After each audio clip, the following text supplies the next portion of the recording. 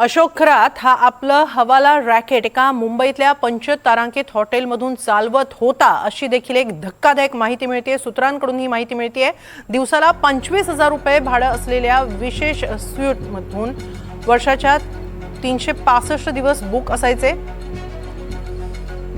हॉटेलमधूनच कोट्यवधी रुपयांची देवाणघेवाण केली जायची अशी देखील माहिती मिळते। हवाला रॅकेटचं दुबई कनेक्शन देखील समोर येण्याची शक्यता आहे। या सर्व हवाला रॅकेटचा मास्टरमाइंड बोंदू अशोक खरातचा सीए असल्याची माहिती सूत्रांकडून मिळते।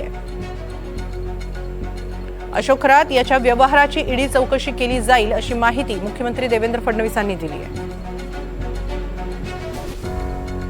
निश्चितपणे साधू संतांनी एकतर ज्या प्रकारची कारवाई महाराष्ट्र सरकारने बोंधूभावांवर केली त्याचं सगळ्यांनी अभिनंदन केलेलं आहे। त्याकरता त्यांनी महाराष्ट्र सरकारचं स्वागत देखील केलेलं आहे आणि अपेक्षा व्यक्त केलेली आहे की जे लोक या ठिकाणी आस्थेचा गैरवापर करून आणि या संपूर्ण संत संप्रदायाला सनातन विचाराला कलंकित करण्याचं काम करतात त्या सर्वांवर कारवाई झाली पाहिजे। तर निश्चित तशी कारवाई आम्ही करू।